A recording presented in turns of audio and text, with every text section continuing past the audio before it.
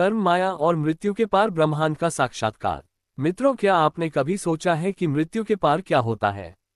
क्या आत्मा सच में गुप्त और रहस्यमय द्वारों से होकर गुजरती है, जहां हर द्वार उसके भय, कर्म, माया और समय की परीक्षा लेता है? ये कहानी है अद्वैत की अनसुनी यात्रा की। एक साधक जिसने उस प्राचीन अरण्य के गुप्त मंदिरों में कदम रखा जिनका कोई मानचित्र नहीं बताता। वहां उसे ऐसे रहस्यमय द्वारों का सामना करना पड़ा जो जीवन और मृत्यु के अदृश्य सत्य को सामने लाते हैं। हर द्वार एक चुनौती, हर परीक्षा एक नया अनुभव और हर अनुभव आत्मा की गहराई में छिपे सत्य को उजागर करता है। मित्रों, ये सिर्फ एक कहानी नहीं बल्कि एक आध्यात्मिक अनुभव है जो आपको सोचने पर मजबूर कर देगा कि क्या जीवन और मृत्यु वास्तव में अलग है या दोनों सिर्फ रूप बदलते रहते हैं। हर कदम, हर द्वार, हर रहस्य आपको ले जाएगा ब्रह्मांड और आत्मा की अनकही गहराइयों तक। मित्रों, क्या आप तैयार हैं उस रहस्य को जानने के लिए जिसे जानकर कोई भी कभी पहले जैसा नहीं रह सकता? तो आइए मित्रों, शुरू करते हैं कथा। दक्षिण दिशा में विस्तृत पर्वत श्रृंखलाओं की गोद में एक विशाल और घना अरण्य था। लोग उसे विस्मृति वन कहते थे, कारण बड़ा विचित्र था। जो भी उस वन में प्रवेश करता, लौटने पर वह अपनी पूरी यात्रा भूल जाता। चाहे वह एक दिन रहा हो या 7 दिन, लौटने पर केवल खालीपन और उलझी स्मृतियां ही उसके पास रह जाती। ग्रामीणों के बीच इस वन को लेकर अनेक कथाएं प्रचलित थी। बुजुर्ग कहते थे, यह वन साधारण नहीं है, यह देवताओं और असुरों के युद्ध का साक्षी रहा है। इसकी मिट्टी में तपस्याओं की अग्नि है और इसकी जड़ों में श्राप की छाया। यहाँ 7 रहस्यमय द्वार है और हर द्वार पर एक परीक्षा है। जिसने पार कर लिया वह जीवन का कोई नया रहस्य समझ जाता है। लेकिन आज तक कोई भी 7 द्वारों को पार कर जीवित नहीं लौटा। गांव का हर बच्चा इन कहानियों को सुनकर सहर उठता, लेकिन साथ ही भीतर कहीं जिज्ञासा भी जागती। इन्हीं बच्चों में से एक था अद्वैत। अब वह बड़ा हो चुका था, 20 वर्ष का युवक। उसका चेहरा तेजस्वी था और आंखों में खोज की ललक। वह हमेशा जानना चाहता था, क्या सच में इस अरण्य में कोई अलौकिक शक्ति है? क्यों सब लोग स्मृति खो देते हैं और आखिर 7 द्वारों के पार क्या छिपा है? अद्वैत की माँ उसे अक्सर चेतावनी देती, बेटा वहां मत जाना, तेरे पिता भी इसी वन के रहस्य में खोए और कभी लौटकर नहीं आए। लोग कहते हैं कि उन्हें पहला द्वार भी नसीब नहीं हुआ, लेकिन अद्वैत का हृदय बेचैन था। पिता का नाम लेते ही उसके भीतर एक अनकहा संकल्प जाग उठता, यदि मेरे पिता इस वन में खोए तो मैं अवश्य जानूंगा कि उनके साथ क्या हुआ। ये वन मेरा भय नहीं बल्कि मेरा मार्ग बनेगा। एक रात अद्वैत ने स्वप्न देखा। उस स्वप्न में उसने एक काले कुत्ते को देखा जिसकी आंखें अग्नि की तरह चमक रही थी। कुत्ता बोला, यदि सत्य जानना है तो आओ, किंतु सावधान, हर द्वार पर कुछ छोड़ना होगा। जागने पर अद्वैत का हृदय तेजी से धड़क रहा था। उसे लगा मानो अरण्य ने स्वयं उससे बुलाया हो। अगली सुबह जब पूर्व दिशा में अरुणोदय हो रहा था, अद्वैत ने अपना संकल्प पक्का किया। उसने अपने गले से वह ताम्र ताबीज उतारा जो उसकी माँ ने पिता की याद में दिया था। वह ताबीज उसके जीवन की सबसे प्रिय वस्तु थी। उसे छूते ही उसे पिता की झलक मिलती थी। उसने उसे हाथ में कसकर पकड़ते हुए कहा, यदि यह अरण्य मुझे पुकार रहा है तो मैं तैयार हूं। वह कुछ अनाज के दाने, जल और एक दीपक लेकर निकल पड़ा। गांव की गलियां अभी नींद में डूबी थी, लेकिन जैसे जैसे वह अरण्य की सीमा के पास पहुंचा, वातावरण बदलने लगा। हवा में चमेली और नाकेसर की मिलीजुली सुगंध थी। पेड़ों की शाखाएं ऐसे झूम रही थी मानो किसी अदृश्य शक्ति के साथ गा रही हो। दूर से पक्षियों की रहस्यमयी आवाजें गूंज रही थी और अचानक ही वातावरण में एक अनकहा भय समा गया। अद्वैत ने गहरी सांस ली और अरण्य की सीमा लांघ दी। जैसे ही उसने पहला कदम भीतर रखा, भूमि कांप उठी। अचानक सामने वही काला कुत्ता प्रकट हो गया जिसे उसने स्वप्न में देखा था। उसकी आंखें लाल अग्नि की लपटों जैसी चमक रही थी। कुत्ता गुर्राया और बोला, मैं इस अरण्य का प्रथम द्वारपाल हूँ। यहाँ प्रवेश करने वाला हर यात्री अपनी सबसे प्रिय वस्तु यहीं छोड़ता है, तभी पहला द्वार खुलता है। अद्वैत ने कांपते हाथों से अपना गले का ताबीज उतारा। उसकी आंखों में आंसू थे, लेकिन हृदय दृढ़ था। उसने ताबीज कुत्ते के सामने रख दिया। तुरंत कुत्ते की आंखों की लालिमा शांत हो गई। उसने गंभीर स्वर में कहा, तुमने पहला बलिदान दे दिया है, अब तुम्हारे लिए पहला द्वार खुलेगा। धरती फिर कांपी और सामने लताओं से ढका हुआ एक विशाल द्वार प्रकट हुआ। द्वार पर अनजानी लिपि में कुछ लिखा था जिसकी चमक चांदनी जैसी सफेद थी। अद्वैत ने गहरी सांस ली, दीपक उठाया और अंधकार में द्वार में प्रवेश कर गया। यात्रा आरंभ हो चुकी थी। अद्वैत जैसे ही अंधकार में द्वार में प्रवेश करता है, उसके चारों ओर सन्नाटा छा जाता है। दीपक की लौ कांप रही थी, मानो हवा नहीं बल्कि कोई अदृश्य शक्ति उसे बुझाने की कोशिश कर रही हो। धीरे धीरे वातावरण बदलने लगा। अंधकार पीछे छूट गया और सामने एक विशाल कक्ष प्रकट हुआ। उस कक्ष की दीवारें पारदर्शी क्रिस्टल की बनी थी और उनमें सैकड़ों दृश्य झिलमिला रहे थे। अद्वैत ने आश्चर्य से देखा, वह दृश्य उसके अपने बचपन के थे। कभी वह खेतों में खेल रहा है, कभी अपनी माँ की गोद में है, कभी पिता का हाथ पकड़कर हंस रहा है। उसकी आंखें भर आए। अचानक एक गहरी गूंज उठी, जो यहाँ आया है उसे अपनी स्मृतियों से विदा लेना होगा। प्रिय वस्तु का बलिदान तो दे दिया, अब प्रिय स्मृतियों का त्याग करो। अद्वैत घबरा कर बोला, मेरी स्मृतियां ही तो मेरी पहचान है, अगर इन्हें खो दूंगा तो मैं कौन रह जाऊंगा। गूंज ने उत्तर दिया, पहचान की जड़ स्मृति नहीं आत्मा है। यदि सच जानना है तो बीते का भार छोड़ना ही होगा। तभी सामने एक दर्पण प्रकट हुआ। उसमें अद्वैत ने अपना चेहरा देखा, लेकिन धीरे धीरे उसका चेहरा धुंधला होने लगा और उसकी जगह उसका अतीत झलकने लगा। उसकी माँ की मुस्कान, पिता की छवि, गांव की गलियां, मित्रों के साथ की हंसी, सब दर्पण में घूम रहा था। अद्वैत का हृदय टूट रहा था। उसने सोचा, यदि मैं ये सब खो दूं तो क्या मैं अपने पिता की याद भी खो दूंगा? क्या उनका सत्य कभी जान पाऊंगा? तभी उसके भीतर से एक स्वर उठा, सत्य पाने के लिए अतीत को छोड़ना ही होगा। केवल खाली पात्र में ही नया ज्ञान भरा जा सकता है। उसकी आंखों से आंसू बह निकले। उसने कांपते हाथों से दीपक उठाकर दर्पण के सामने रखा। जैसे ही दीपक की लौ दर्पण को छूती है, अचानक एक प्रचंड प्रकाश फूट पड़ता है। पूरा कक्ष सोने जैसी रोशनी से भर जाता है। क्षण भर में सारे दृश्य गायब हो गए। अद्वैत ने महसूस किया कि उसके भीतर एक अजीब हल्कापन है, जैसे अतीत का बोझ उतर गया हो, पर साथ ही एक पीड़ा भी थी। कई यादें धुंधली हो चुकी थी। अब उसके सामने दूसरा द्वार प्रकट हुआ। उस पर अग्नि जैसी लिप्टों में लिखा था, दूसरा द्वार भय की परछाया। अद्वैत ने गहरी सांस ली। उसका हृदय तेज धड़क रहा था। पहला बलिदान मैंने दे दिया, अब मुझे अपने भय से सामना करना होगा। उसने दृढ़ कदमों से दूसरे द्वार की ओर बढ़ना शुरू किया। अद्वैत जैसे ही दूसरे द्वार के भीतर प्रवेश करता है, वातावरण एकदम बदल जाता है। हवा में सर्दी की लहर थी, इतनी गहरी कि उसकी हड्डियां तक कांपने लगी। दीपक की लौ बुझ गई और चारों ओर घना अंधकार छा गया। अब वह पूर्ण अंधकार में था। ना जमीन दिखाई दे रही थी, ना आकाश। अचानक उसे अपने ही कदमों की आहट सुनाई देने लगी, लेकिन यह आहट उसके कदमों की नहीं थी। वह रुका, आहट भी रुक गई। वह चला, आहट फिर चली। उसके माथे पर पसीना छलक आया। कौन है वहां? अद्वैत ने पुकारा। अचानक अंधकार से एक परछाई निकली। वह धीरे धीरे आकार लेने लगी और अंततः बिल्कुल अद्वैत जैसी बन गई। वही चेहरा, वही आंखें, वही चाल, लेकिन उसकी आंखों में केवल अंधकार था। परछाई बोली, तुम मुझे नहीं पहचानते, मैं तुम्हारा भय हूं। तुम्हारी हर कमजोरी, हर डर, हर हार मेरी ही देन है और तुम मुझसे कभी बच नहीं सकते। अद्वैत कांप गया। उसने देखा कि परछाई बदल बदल कर उसके जीवन के डर दिखा रही थी। माँ को खो देने का डर, पिता की सच्चाई कभी ना जान पाने का डर, असफलता का डर और सबसे बड़ा डर, अपने ही अस्तित्व को खो देने का। परछाई ने हंसते हुए कहा, तुम सोचते हो कि साहसी हो, लेकिन भीतर से तुम उतने ही कमजोर हो जितना हर कोई। तुम आगे नहीं बढ़ सकते, यहीं लौट जाओ। अद्वैत का हृदय कांप उठा। उसने सोचा, क्या सचमुच मैं कमजोर हूं? क्या मैं इस अरण्य के रहस्य को जानने योग्य नहीं? तभी उसके भीतर से एक हल्की सी आवाज उठी। वह स्वर उसकी माँ का था, बेटा, डर केवल एक परछाई है।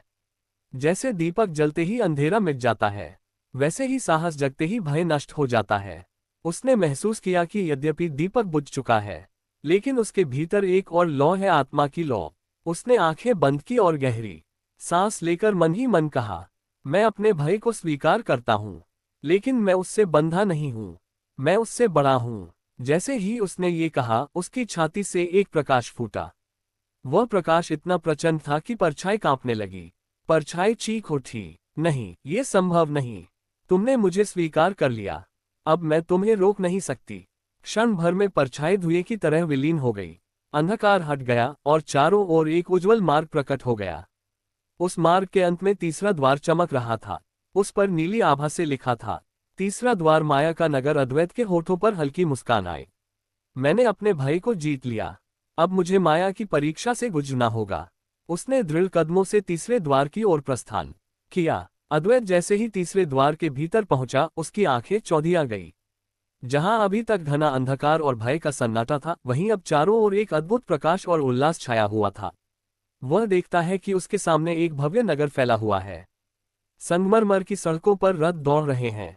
हवाओं में वीणा और बांसुरी की मधुर धुन तैर रही है। हर घर स्वर्ण और रत्नों से सजा है। लोग नाच रहे हैं, गा रहे हैं, हंस रहे हैं। मानो इस नगर में कोई दुख नाम की चीज नहीं। अद्वैत ने विस्मय से सोचा, क्या मैं सचमुच अरण्य में हूँ? ये तो स्वर्ग जैसा है। अचानक कुछ लोग उसके पास आए। वे सुंदर वस्त्रों में सजे थे और उन्होंने अद्वैत का स्वागत किया। एक युवक बोला, तुम्हारा इंतजार था। यह नगर तुम्हारा ही है। यहाँ तुम्हें सब मिलेगा, धन, सम्मान, सुख और प्रेम। अद्वैत को एक महल में ले जाया गया। वहां उसकी प्रतीक्षा कर रही थी एक युवती। उसकी आंखें गहरी और मोहक थी। उसने मुस्कुराकर कहा, मैं तुम्हारी संगिनी हूँ। अब तुम्हें और कुछ खोजने की आवश्यकता नहीं। यही तुम्हारा ठिकाना है। अद्वैत का मन डगमगाने लगा। उसने सोचा, क्या यही मेरी यात्रा का अंत है? क्या सातों द्वार पार करने की आवश्यकता नहीं? जब यहाँ सब सुख मिल रहे हैं तो आगे क्यों बढ़ूं? उस युवती ने उसका हाथ थामा। उसकी हथेली में इतनी गर्माहट थी कि अद्वैत को लगा जैसे वह सचमुच जीवित हो। उसकी आंखों में झांकते ही अद्वैत को अपने सारे दुख भूल गए। लेकिन तभी उसके कानों में हल्की सी गूंज सुनाई दी, सावधान, माया के नगर में सब कुछ भ्रम है। जो यहाँ रुक गया वह सत्य से सदा के लिए दूर हो गया। अद्वैत चौंका। उसने चारों ओर देखा। अचानक उसे नगर की चमक धुंधली लगने लगी। उसने देखा कि रत्नों से सजी सड़कें धीरे धीरे गंदे दलदल में बदल रही है। लोगों की हंसी चीखों में बदल रही है। और वह युवती जो अभी तक उसकी संगिनी बनी थी, अब उसके सामने एक भयानक रूप में खड़ी थी। खोपड़ी का चेहरा और आंखों में आग। युवती ने गर्जना की, तुम सत्य नहीं चाहते, तुम सुख चाहते हो। यही रुक जाओ, यही तुम्हारी कैद है। अद्वैत का दिल तेजी से धड़कने लगा। उसने अपने भीतर देखा, क्या मैं सुख के लालच में यहाँ रुक जाऊं या उस सत्य की खोज करूं जिसके लिए मैंने स्मृतियां और भय दोनों छोड़े हैं? उसने दृढ़ स्वर में कहा, तुम माया हो, तुम्हारी चमक झूठ है। मैं सत्य की खोज के लिए आया हूं और तुम्हारे छल में नहीं फंसूंगा। जैसे ही उसने ये कहा, नगर की दीवारें ढहने लगी, सड़कें टूटकर अंधकार में विलीन हो गई। युवती की चीख गूंजी और वह धुएं की तरह गायब हो गई। अब उसके सामने चौथा द्वार प्रकट हुआ। उस पर रक्त लाल अक्षरों में लिखा था, चौथा द्वार, कर्म का आईना। अद्वैत थका हुआ था, लेकिन उसकी आंखों में चमक थी। मैंने माया को पहचान लिया। अब मुझे अपने कर्मों का सामना करना होगा। उसने गहरी सांस ली और चौथे द्वार की ओर बढ़ा। अद्वैत ने चौथा द्वार पार किया। भीतर प्रवेश करते ही उसे एक गहरी निस्तब्धता ने घेर लिया। चारों ओर धुंध फैली हुई थी, मानो समय खुद रुक गया हो। धीरे धीरे उसके सामने एक विशाल दर्पण प्रकट हुआ। लेकिन ये साधारण दर्पण नहीं था। ये दर्पण इतना ऊंचा था कि आकाश तक जाता प्रतीत होता था। उसकी सतह पर कोई प्रतिबिंब नहीं था। अचानक दर्पण से एक आवाज गूंजी, ये है कर्म का आईना। यहाँ हर यात्री को अपने कर्मों का फल दिखाई देता है। ना कोई छिप सकता है, ना भाग सकता है। अद्वैत, अब तुम अपने कर्मों से मिलोगे। अद्वैत का हृदय धड़क उठा। उसने दर्पण की सतह में झांका। धीरे धीरे उसमें दृश्य उभरने लगे। पहले उसने अपना वर्तमान जीवन देखा, गांव, माँ, पिता की यादें, अपने प्रश्न। फिर अचानक दृश्य बदल गया और वह अपने पिछले जन्मों में पहुंच गया। उसने देखा, एक जन्म में वह एक धनी व्यापारी था जिसने लालच में गरीबों का शोषण किया था। दूसरे जन्म में वह योद्धा था जिसने अहंकार में निर्दोषों का रक्त बहाया था। एक और जन्म में वह तपस्वी था जिसने तप तो किया लेकिन घमंड में दूसरों को तुच्छ समझा। हर दृश्य उसके सामने जीवंत हो गया। उसने अपने ही हाथों से लोगों को रुलाया, उनकी आहें सुनी और उनके श्राप महसूस किए। अद्वैत की आंखों से आंसू बहने लगे। वह चिल्लाया, नहीं, यह मैं नहीं हो सकता, मैं ऐसा क्यों करूंगा? लेकिन दर्पण की आवाज आई, यही तुम्हारा सत्य है, यही कर्म तुम्हें इस जन्म तक लाए हैं।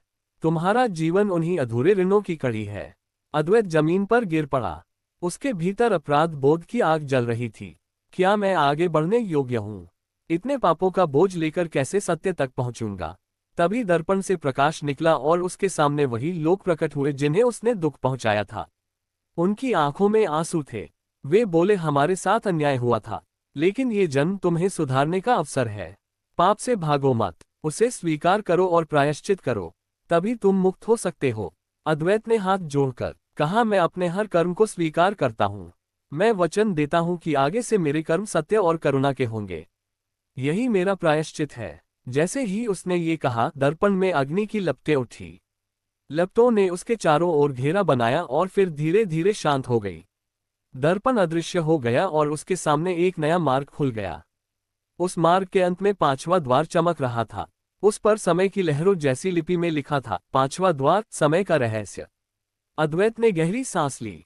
अब उसकी आंखों में आंसुओं की जगह दृढ़ता थी। मैंने अपने कर्मों का सामना किया, अब समय का रहस्य मुझे बुला रहा है। उसने साहस जुटाया और 5वें द्वार की ओर कदम बढ़ा दिए। अद्वैत ने 5वें द्वार की देहरी पार की।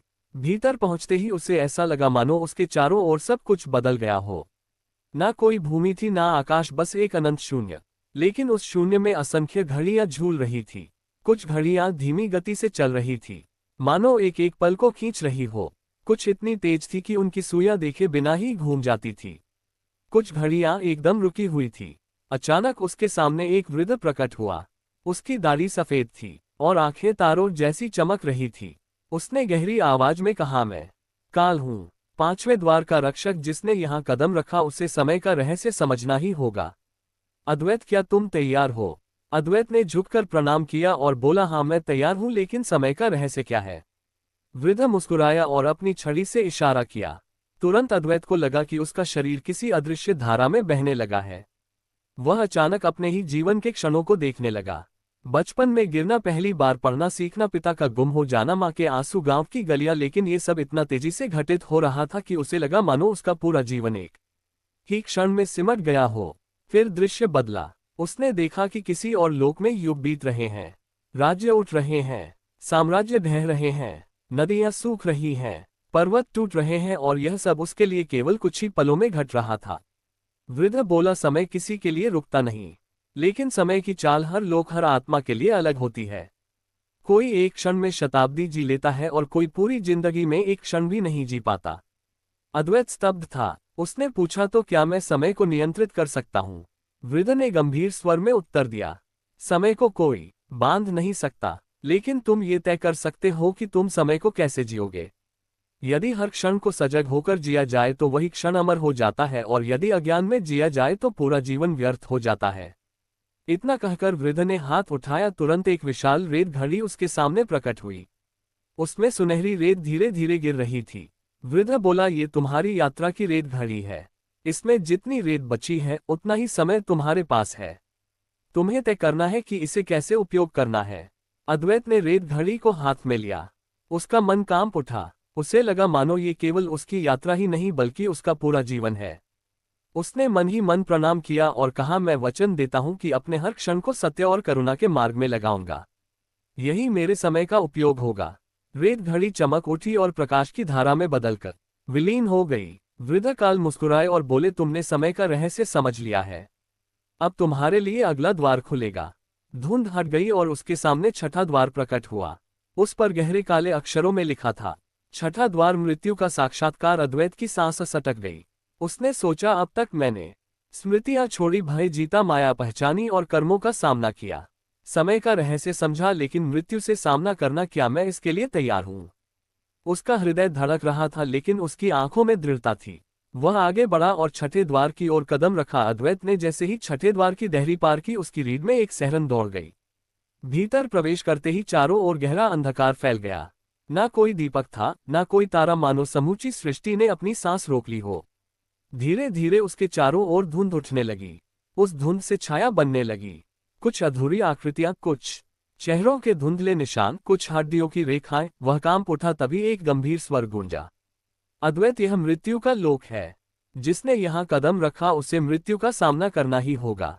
क्या तुम तैयार हो? अद्वैत ने कांपते स्वर में कहा, मृत्यु, क्या यही अंत है या इसके आगे भी कुछ है? अचानक उसके सामने एक छाया प्रकट हुई। वह छाया विशाल थी, काले वस्त्रों में लिपटी हुई, आंखें अंगारों की तरह जल रही थी। वह बोली, मैं मृत्यु हूं, सबको अपने में समेटने वाले। ना कोई मुझसे भाग सकता है, ना मुझे धोखा दे सकता है। अद्वैत ने हिम्मत जुटाकर पूछा, तो क्या मृत्यु ही सब कुछ का अंत है? मृत्यु हंसी। उसकी हंसी शून्य को चीरती हुई गूंज उठी। नहीं, मृत्यु अंत नहीं है। मैं केवल एक द्वार हूं। जीवन के बाद आत्मा को जिस सत्य की ओर बढ़ना होता है, वहां पहुंचाने का मार्ग मैं ही हूं। जो मृत्यु से डरता है वह जीवन कभी नहीं जी पाता। जो मृत्यु को स्वीकार कर लेता है वही अमृतत्व को छू लेता है। ये सुनकर अद्वैत का मन कांप उठा। उसे लगा जैसे उसका शरीर बिखर रहा है। उसके सामने दृश्य बदलने लगे। उसने देखा, लोग जन्म ले रहे हैं, बूढ़े हो रहे हैं, बीमार पड़ रहे हैं और मृत्यु को प्राप्त हो रहे हैं। लेकिन हर मृत्यु के बाद एक नई सुबह, एक नया जीवन जन्म ले रहा था। मृत्यु बोली, देखो अद्वैत, मैं अंत नहीं, परिवर्तन हूं। जैसे रात दिन में बदलती है, वैसे ही जीवन मृत्यु में और मृत्यु जीवन में बदलती है। जो इस चक्र को समझ लेता है वह भय से मुक्त हो जाता है। अचानक अद्वैत ने देखा कि उसके सामने उसके पिता की छवि प्रकट हुई। वे मुस्कुरा रहे थे। अद्वैत की आंखों से आंसू बह निकले। उसने पुकारा, पिताजी आप सच में हैं। पिता की छवि बोली, मैं मृत्यु में समा चुका हूं, लेकिन मैं मिटा नहीं। आत्मा ना जन्म लेती है ना मरती है, सिर्फ रूप बदलता है और कर्म आत्मा को दिशा देते हैं। तुम्हें मेरी खोज बाहर नहीं भीतर करनी है। अद्वैत के आंसू थम गए। उसने गहरी सांस ली और मृत्यु की ओर देखा। है मृत्यु देवी, अब मैं समझ गया हूं, अब पंथ नहीं है, आप एक द्वार है, मैं आपके भय से मुक्त हूं। मृत्यु की छाया मुस्कुराई और धीरे धीरे प्रकाश में विलीन हो गई। चारों ओर उजाला फैल गया। अब उसके सामने अगला द्वार प्रकट हुआ। उस पर स्वर्ण अक्षरों में लिखा था, 7वां द्वार, आत्मा का प्रतिबिंब। अद्वैत ने आंखें मूंदी और मन ही मन कहा, मैंने स्मृतियां छोड़ी, भय का सामना किया, माया को पहचाना, कर्मों को स्वीकारा, समय का रहस्य जाना और मृत्यु से मिल चुका। अब समय आ गया है आत्मा को देखने का, अपने वास्तविक स्वरूप को। उसने कदम बढ़ाया और 7वें द्वार की ओर अग्रसर हुआ। अद्वैत ने 7वें द्वार की दहलीज पार की। भीतर कदम रखते ही उसे लगा मानो वह किसी विशाल झील के किनारे खड़ा हो। झील का पानी इतना शांत और स्वच्छ था कि उसमें पूरा आकाश प्रतिबिंबित हो रहा था। तारे मानो पानी में तैर रहे हो और चांद उस झील का दीपक बन गया था। अद्वैत झील के समीप पहुंचा और उसमें झांक कर देखा। शुरू में उसे केवल अपना चेहरा दिखा, लेकिन धीरे धीरे वह चेहरा बदलने लगा। कभी वह बालक दिखा जो हंसते हुए खेल रहा था, कभी वह युवा जो ज्ञान की तलाश में भटक रहा था, कभी वृद्ध जो थकाहारा जीवन को विदा कह रहा था। फिर चेहरा और बदल गया, वह उसके पिता का चेहरा बन गया, फिर माँ का, फिर उसके मित्रों और अजनबियों का, मानो सारी आत्माएं उसी एक झील में समाये हो। अद्वैत की सांसें रुक सी गई। उसके कानों में एक मधुर स्वर गूंजा, अद्वैत, ये झील तुम्हारी आत्मा का प्रतिबिंब है। आत्मा केवल तुम्हारी नहीं, यह अनंत की धारा है। जिस तरह एक ही सूर्य लाखों तालाबों में चमकता है, उसी तरह एक ही आत्मा अनेक रूपों में प्रकट होती है। अद्वैत ने झील से प्रश्न किया, यदि आत्मा एक है तो हम अलग क्यों दिखते हैं, अलग अलग जीवन क्यों जीते हैं? झील से तरंगे उठी और उत्तर आया, अलग दिखना केवल माया है। आत्मा ना जन्म लेती है ना मरती है। हर जीवन आत्मा का केवल एक अनुभव है, एक नया वस्त्र है। जैसे अभिनेता कई भूमिकाएं निभाता है पर असल में वही रहता है, वैसे ही आत्मा कई जीवन जीती है पर वही रहती है। अद्वैत के मन से एक भारी बोझ उतर गया। उसे लगा मानो उसके भीतर की सारी दीवारें रह रही हो। उसने आंखें मूंद दी और भीतर झांका। वहां उसे प्रकाश दिखाई दिया, एक दीपक जो बुझता नहीं, थकता नहीं। वह समझ गया कि यही उसकी वास्तविक पहचान है। अचानक झील की सतह चमक उठी। उसमें अद्वैत ने खुद को देखा, लेकिन इस बार ना बालक, ना युवा, ना वृद्ध, बल्कि एक शुद्ध प्रकाश, एक ज्योति। स्वर गूंजा, यही तुम हो। यही हर प्राणी है जो इसे पहचान लेता है, वह बंधनों से मुक्त हो जाता है। अद्वैत की आंखों से आंसू बह निकले। वह झील के सामने घुटनों के बल बैठ गया और बोला, अब मैं समझ गया हूं। मैं केवल अद्वैत नहीं हूं, मैं आत्मा हूं जो अनंत है, जो सब में है। जैसे ही उसने ये स्वीकार किया, झील लुप्त हो गई। उसकी जगह एक उज्जवल प्रकाश का मार्ग खुला। उस मार्ग के अंत में अगला द्वार दिखाई दिया। उस पर सुनहरी अग्नि से लिखा था, 8वां द्वार, ब्रह्मांड का हृदय। अद्वैत ने गहरी सांस ली। अब मुझे आत्मा का सत्य मिला है, आगे मुझे ब्रह्मांड से उसका संबंध जानना होगा। वह स्थिर कदमों से 8वें द्वार की ओर बढ़ा। अद्वैत ने 8वें द्वार की देहरी पार की। इस बार भीतर का दृश्य और भी अद्भुत था। वह मानो किसी विराट आकाश में खड़ा था, जहां कोई छत नहीं, कोई सीमा नहीं। चारों ओर असंख्य तारे चमक रहे थे, आकाशगन गायें घूम रही थी। उसका मन विस्मय से भर उठा। उसे लगा मानो वह स्वयं ब्रह्मांड के भीतर तैर रहा हो। अचानक उसके सामने एक विशाल धड़कता हुआ प्रकाश गोल प्रकट हुआ। वह हृदय की तरह धड़क रहा था। हर धड़कन के साथ तरंगे निकलती और पूरे आकाश को झकझोर देती। स्वर गूंजा, अद्वैत, यह है ब्रह्मांड का हृदय। हर तारा, हर ग्रह, हर आत्मा इसकी धड़कनों से जन्म लेती है। तुम्हारी आत्मा का संबंध इसी हृदय से है। यही कारण है कि तुम अनंत का अनुभव कर सकते हो। अद्वैत स्तब्ध था। उसने पूछा, क्या इसका अर्थ है कि मैं भी इस हृदय का हिस्सा हूं? प्रकाश गोल मुस्कुराया और कहा, तुम ना केवल हिस्सा हो अद्वैत, बल्कि वही हो। जैसे समुद्र की हर लहर समुद्र ही है, वैसे ही हर आत्मा ब्रह्मांड ही है। तुम्हारी चेतना और ब्रह्मांड की चेतना अलग नहीं। अचानक दृश्य बदल गया। अद्वैत ने देखा कि उसका शरीर घुलकर तारा ज्योतियों में बदल रहा है। वह एक तारा बन गया, फिर आकाशगंगा का हिस्सा, और फिर सब कुछ विलीन होकर उसी धड़कते हुए हृदय में समा गया। उसके भीतर से स्वर उठा, मैं अद्वैत नहीं, मैं सब हूँ। मैं तारा हूँ, मैं नदी हूँ, मैं वायु हूँ, मैं अग्नि हूँ, मैं वह हूँ जो देखता है और वह भी जो देखा जाता है। उसकी आंखों से आंसू बहने लगे। यह आंसू पीड़ा के नहीं बल्कि परमानंद के थे। ब्रह्मांड का हृदय बोला, अद्वैत, अब तुम समझ गए हो कि आत्मा और ब्रह्मांड अलग नहीं। लेकिन ये ज्ञान पर्याप्त नहीं। ज्ञान को शक्ति और करुणा के साथ जीना होता है। अब तुम्हें अगले द्वार में जाना होगा। तुरंत उसके सामने एक और द्वार प्रकट हुआ। ये द्वार स्वर्ण और अग्नि दोनों से बना था। उस पर लिखा था, नावा द्वार, शक्ति और करुणा का संगम। अद्वैत ने मन ही मन प्रणाम किया और सोचा, अब समय है इस अनुभव को केवल समझने का नहीं बल्कि जीने का। वह दृढ़ कदमों से 9वें द्वार की ओर बढ़ चला। अद्वैत ने 9वें द्वार की देहरी पार की। भीतर पहुंचते ही उसने देखा चारों ओर अग्नि की लपटें उठ रही है। ये लपटें विनाशकारी भी थी और उज्ज्वल भी। उनकी गर्मी से उसके शरीर का पसीना बहने लगा, लेकिन उसी गर्मी में एक अजीब सी शांति भी थी। वह सावधानी से आगे बढ़ा। तभी उसके सामने दो मार्ग प्रकट हुए।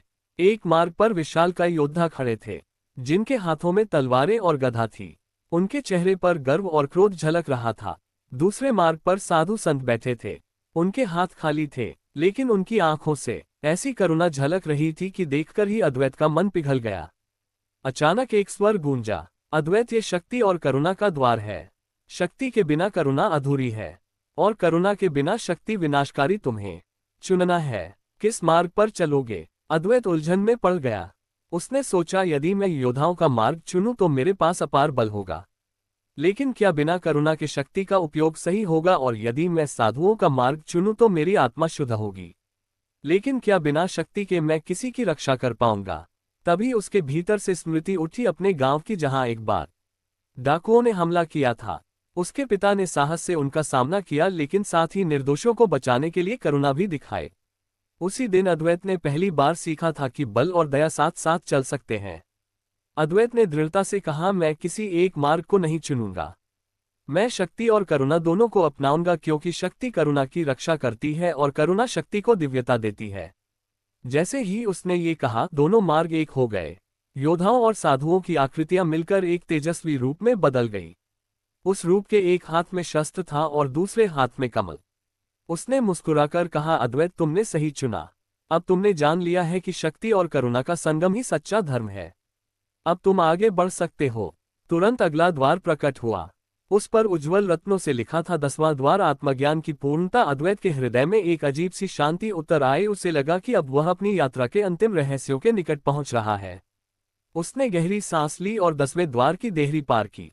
भीतर पहुंचते ही उसके चारों ओर एक ऐसा प्रकाश फैल गया जो न आंखों को चुभता था और न ही बुझता था। वह प्रकाश ठंडा भी था और गर्म भी, मानो शांति और ऊर्जा का संगम हो। उसके सामने एक विशाल सिंहासन प्रकट हुआ। उस पर कोई आकृति नहीं थी, लेकिन अद्वैत को लगा मानो स्वयं ब्राह्मण उस सिंहासन पर विराजमान हो। स्वर गूंजा, अद्वैत, तुमने 10 द्वार पार कर लिए। स्मृति का त्याग किया, भय को जीता, माया को समझा, कर्मों का भार स्वीकारा, समय का रहस्य जाना, मृत्यु का साक्षात्कार किया, आत्मा का प्रतिबिंब देखा, ब्रह्मांड के हृदय से जुड़े शक्ति और करुणा का संगम पहचाना। अब समय है कि तुम इस सबको एक सूत्र में बांधो। यही आत्मज्ञान की पूर्णता है। अद्वैत विस्मित था। उसने हाथ जोड़कर पूछा, गुरुदेव, यदि सब कुछ एक है तो फिर मैं क्यों भटकता रहा? क्यों इतने द्वार, इतने संघर्ष? स्वर गूंजा, क्योंकि सत्य केवल सुनकर नहीं जाना जा सकता। सत्य अनुभव से प्रकट होता है। हरिद्वार ने तुम्हें जीवन के उस परीक्षा से गुजराया जिसे समझे बिना ज्ञान अधूरा था। अब तुम जान चुके हो कि स्मृति बोझ नहीं, सीख है। भय शत्रु नहीं, शिक्षक है। माया बंधन नहीं, साधन है। कर्म दंड नहीं, मार्गदर्शक है। समय शत्रु नहीं, अवसर है। मृत्यु अंत नहीं, परिवर्तन है। आत्मा तुम्हारा वास्तविक रूप है। ब्रह्मांड तुम्हारा विस्तार है। शक्ति और करुणा तुम्हारे दो पंख है, और यही सब मिलकर आत्मज्ञान की पूर्णता है। अद्वैत की आंखों से आंसू बह निकले। वह घुटनों के बल बैठ गया और बोला, अब मैं समझ गया हूं। मैं केवल अद्वैत नहीं हूं, मैं आत्मा हूं जो अनंत है। मैं भय, माया और मृत्यु से परे हूं। मैं वही ज्योति हूं जो सब में है। अचानक उसके भीतर से एक प्रकाश फूट पड़ा। उसका शरीर मानो सूर्य की किरणों में घुल गया। उसके सामने का सिंहासन भी प्रकाश में बदल गया और ब्राह्मण की धड़कन उसके हृदय से मिलने लगी। वह स्वर गूंजा, अद्वैत, अब तुम खोजी नहीं रहे, अब तुम स्वयं सत्य हो। अब लौटो और जो सीखा है उसे दुनिया के लिए प्रकाश बनाओ। क्षण भर में अद्वैत वापस उसी मंदिर के बाहर खड़ा था जहां से यात्रा शुरू हुई थी। दीपक की लौ अब स्थिर थी और मंदिर की घंटियां अपने आप बज रही थी। अद्वैत ने आकाश की ओर देखा और मुस्कुराया। उसके हृदय में कोई प्रश्न नहीं था, सिर्फ उत्तर थे और उसके भीतर से एक ही वाक्य गूंज रहा था। मैं वही हूं जो सब में है और सब वही है जो मुझ में है। यात्रा पूरी हो चुकी थी, लेकिन यह अंत नहीं था बल्कि एक नए जीवन की शुरुआत थी। मित्रों, ये केवल अद्वैत की नहीं, हर खोजी आत्मा की यात्रा है जो अंधकार से प्रकाश की ओर बढ़ना चाहती है। मित्रों, कहानी कैसी लगी कमेंट करके जरूर बताएं। वीडियो को लाइक शेयर करें और हमारे चैनल को सब्सक्राइब करें। धन्यवाद।